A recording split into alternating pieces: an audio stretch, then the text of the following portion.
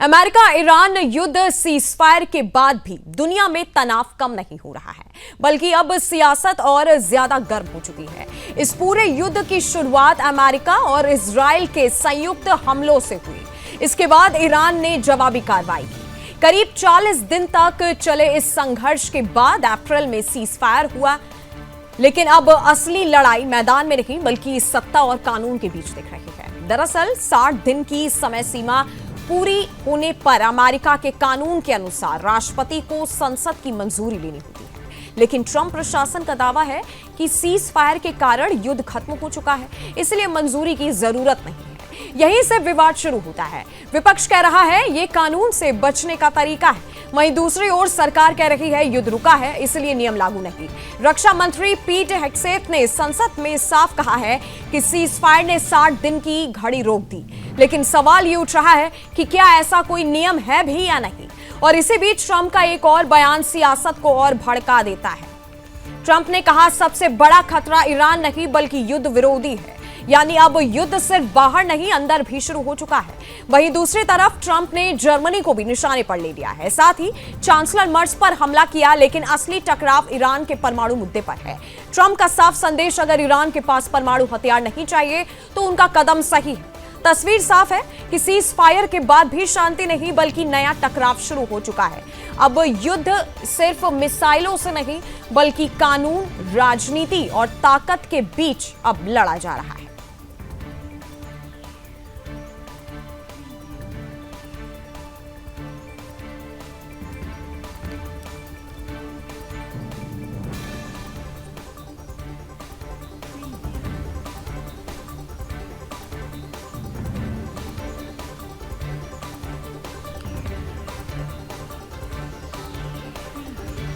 और इसी पर आज हम चर्चा करेंगे। मेरे साथ दोनों गेस्ट जुड़ चुके हैं। रक्षा विशेषज्ञ जुड़े हैं रिटायर्ड कर्नल दिनेश शर्मा जी, और साथ ही पूर्व राजदूत जुड़े हुए हैं सुशील कुमार सिंघल जी। आप दोनों का बहुत बहुत स्वागत है इस चर्चा में। और सीधा सबसे पहले रक्षा विशेषज्ञ के पास चलती हूँ, रिटायर्ड कर्नल जी के पास। सर, जिस तरीके से अब तस्वीरें सामने आ रही हैं और एक तरीके से ट्रंप का कहना है कि युद्ध खत्म हो चुका है, क्या प्रतिक्रिया है आपकी? देखिए मैडम, एक प्रकार का ये आपको मेरी आवाज सुनाई दे रही है मैडम? जी बिल्कुल। देखिए मैडम, एक प्रकार से ये जो ट्रंप एडमिनिस्ट्रेशन ने एक प्रकार से कांग्रेस को हुडविंक किया हुआ है। उन्होंने ये वाला ऑप्शन दिया है कि हमारा जो है ईरान के साथ सीज फायर खत्म हो गया है, तो ये वाला क्लॉज जो है 60 दिन का क्लॉज जो है, जो कि 1 मई तक रहना था, उसके अंतर्गत ये नहीं आता है। तो इसलिए जो है हम कांग्रेस से इसके लिए जो है परमिशन नहीं लेंगे। एक प्रकार से ये वाया मीडिया है और संसद को मैं कह सकता हूं कि शब्दों का जाल है। अपनी तरफ से वो इसको जस्टिफाई भी कर सकते हैं, लेकिन एक्चुअल में जो है अगर ये युद्ध पूरी तरह से समाप्त हो चुका है तो क्या मतलब है आपकी नाकाबंदी करने के, क्या मतलब है आपके जो इतने युद्धपोत जो हैं वो ओमान की खाड़ी में और उस तरफ लगे हुए हैं।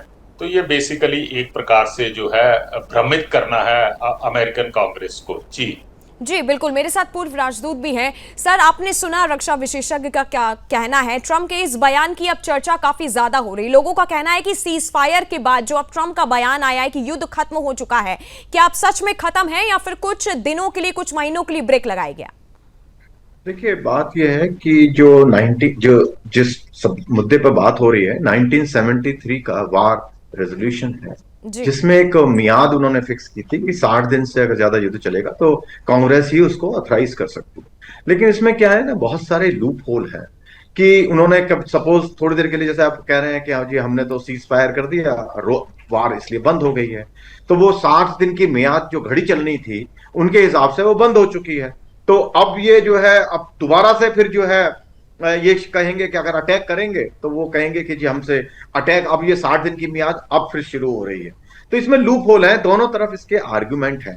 लेकिन जो अगर हम इसमें इंटेंशन देखें वार रेजोल्यूशन की, वो जो इंटेंशन ये थी कि ये प्रेसिडेंट की पावर को उन्होंने कंट्रोल किया था कि प्रेसिडेंट जो है अपनी यूनिलैटरली लड़ाई लंबे समय तक कहीं ना करें बिना कांग्रेस के इन्वॉल्वमेंट के, क्योंकि वार पावर्स जो है कांग्रेस के पास है यूएस कॉन्स्टिट्यूशन में।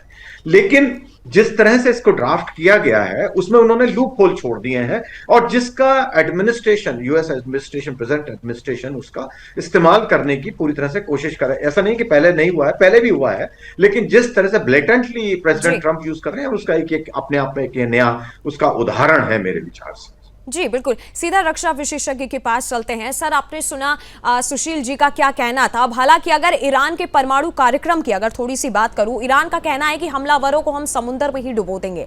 अब इन सब बयानों के बाद से ईरान का परमाणु कार्यक्रम की जो तैयारी है, क्या उतना ही खतरा उसको लेकर के बना हुआ है या कुछ बदलाव हुआ है?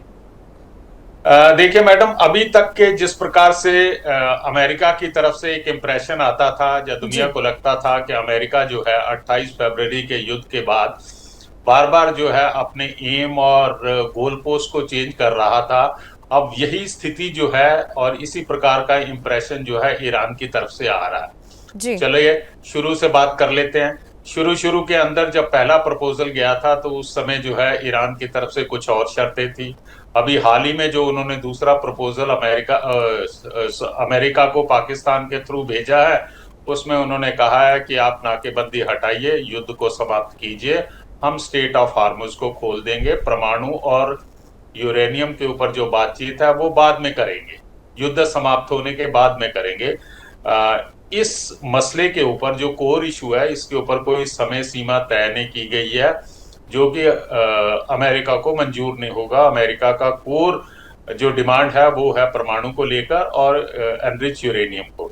अब देखिए जो कल जो है उनके सुप्रीम लीडर की जो स्टेटमेंट आई है, जो उन्होंने 5 भागों में अपनी स्टेटमेंट दी है कि ईरान जो है वो परमाणु बम बनाएगा, अमेरिका को जो है मिडिल ईस्ट से अपनी फोर्सेस को हटाना पड़ेगा, हार्मुज के ऊपर हमारा कंट्रोल रहेगा, और अगर अमेरिका या कोई भी पावर जो है वो पर्शियन गल्फ के अंदर आती है तो हम उसको समुद्र में डुबा देंगे, और आने वाले दिनों के अंदर ईरान एक वर्ल्ड पावर बनेगा, और इसके साथ ही जो है वर्ल्ड का जो वर्ल्ड ऑर्डर है वो बदलेगा। अब जब आप इस प्रकार की स्टेटमेंट्स आती हैं एक पार्टी की तरफ से, तो वहां पर कोई गुंजाइश नहीं रहती है कि बातचीत को आगे बढ़ाया जाए, क्योंकि ईरान भी अपनी स्टेटमेंट जो है वो अब फ्रीक्वेंटली जो है वो चेंज करने लग पड़ा। और इसके पीछे बेसिक कारण ये है कि उनके फॉरेन मिनिस्टर की हाल ही में जो विजिट हुई थी पाकिस्तान, ओमान और उसके बाद रशिया से, और रशिया से उन्हें जिस प्रकार की सपोर्ट मिली है, जो कि प्रेसिडेंट पुतिन ने कहा है कि हम ईरान के हितों की रक्षा के लिए जो भी संभव होगा वो करेंगे। तो अभी जो है ईरान को जो है वर्ल्ड के कई जगहों से जो है मॉरल सपोर्ट मिल रही है, और इन्हीं मॉरल सपोर्ट को मद्देनजर रखते हुए ईरान अपनी तरफ से अपनी टर्म्स ऑफ रेफरेंस जो है वो डिक्टेट कर रहा है। हालांकि ईरान को बहुत ज्यादा जो है टैक्टिकल नुकसान हो चुका है, और अभी प्रतिदिन जो है जो नाकेबंदी अमेरिका ने की है उसकी वजह से जो है उसकी आर्थिक स्थिति के ऊपर काफी प्रभाव पड़ रहा है। लेकिन ईरान की जो वहां की जो पावरफुल लॉबी है, जिसे कि हम आज की तारीख में कहते हैं इस्लामिक रिपब्लिक कोर गार्ड जो है, वो इस तरफ बिल्कुल भी ध्यान नहीं दे रही है। उसको अपने देश की जनता के लिए किसी प्रकार की जो है चिंता नहीं है, लेकिन वो अपनी जो है जो उनकी अपनी हठधर्मी है उसे वो मनवाना चाहते हैं, और वो पूरे विश्व के सामने ये प्रस्तुत करना चाहते हैं कि वो एक स्ट्रॉन्ग कंट्री है जिसने वर्ल्ड के सबसे पावरफुल कंट्री के साथ टक्कर ली और उसके सामने झुके नहीं। साथ के साथ जो है वो डिप्लोमेटिकली या स्ट्रेटेजिक संदेश भी पूरे वर्ल्ड को देना चाहते हैं। जैसे उनके संसद के चीफ ने कहा था कि अब जो है बैरल की कीमत जो है $120 हुई है, आने वाले दिनों में $140 तक पहुंच सकती है। तो ये एक प्रकार का तंज है जिसे हम कह सकते हैं कि जिसके अंदर किसी प्रकार की सहानुभूति वर्ल्ड के बाकी देशों के लिए नहीं है, जो इस समय ऊर्जा संकट से गुजर रहे हैं।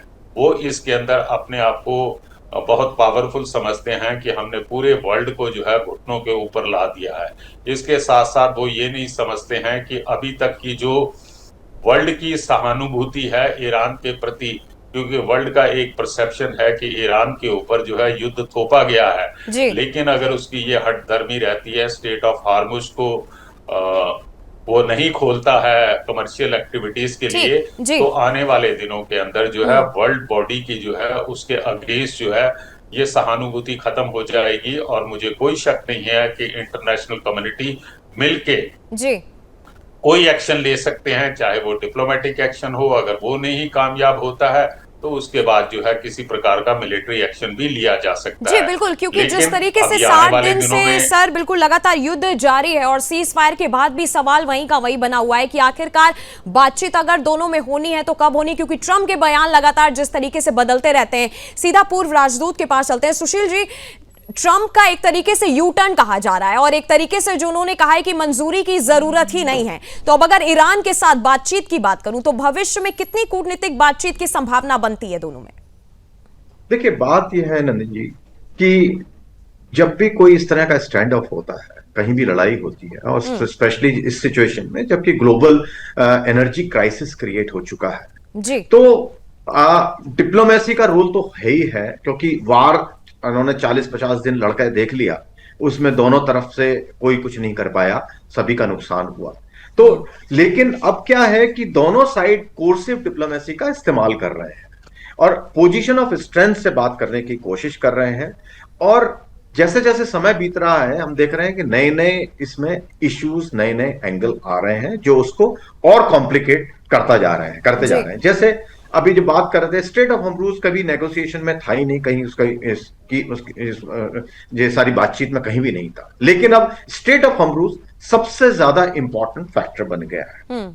Similarly nuclear stand of, nuclear की जो था पहले, जब 28 फरवरी से पहले लड़ाई होने से पहले ईरान तैयार था अपने ऊपर कैप लगाने के लिए, उसकी सब बात मानने के लिए, लेकिन अमेरिका की डिमांड थी कंप्लीट एलिमिनेशन, और कि भाई 460 किलो जो है उनका वो भी उसको दे दिया जाए, उनके पास जो 60%। हम चर्चा कर रहे हैं कि अमेरिकी संसद में एक तरीके से घमासान देखा जा रहा है। सीजफायर के बाद युद्ध रुका भी हुआ है या फिर एक छोटा सा सिर्फ एक ब्रेक लगाया गया है, इस पे चर्चा हम कर रहे हैं। मेरे साथ दोनों गेस्ट मौजूद हैं और सीधा सुशील जी से सर मैं आपसे एक छोटी सी प्रतिक्रिया लेती हूं, उसके बाद रक्षा विशेषज्ञ के पास जाऊंगी।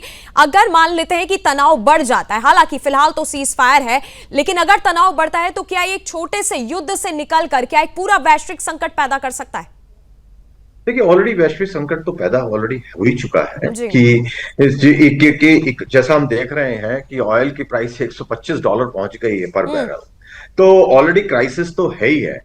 और अगर जैसा कि प्रेसिडेंट ट्रंप धमकी दे रहे हैं कि मैं जो अगर ये बातचीत सफल नहीं होती है, ईरान उनके प्रेशर को नहीं मानता है, तो हम एक अटैक फिर से कर सकते हैं। तो अगर वो होता है तो मेरे ख्याल से ये एक बहुत ही बड़ा सेटबैक होगा, और जो ऑयल प्राइसेस हैं, जो इकोनॉमिक क्राइसिस क्रिएट हो चुका है, वो और उसकी हालात खराब होगी और दोनों ही साइड को प्रेशर में आएंगी, क्योंकि गल्फ कंट्रीज ऑलरेडी प्रेशर में है और हो सकता है वो इन्वॉल्व होने की सोचने लगे, क्योंकि उनको काफी नुकसान हुआ है।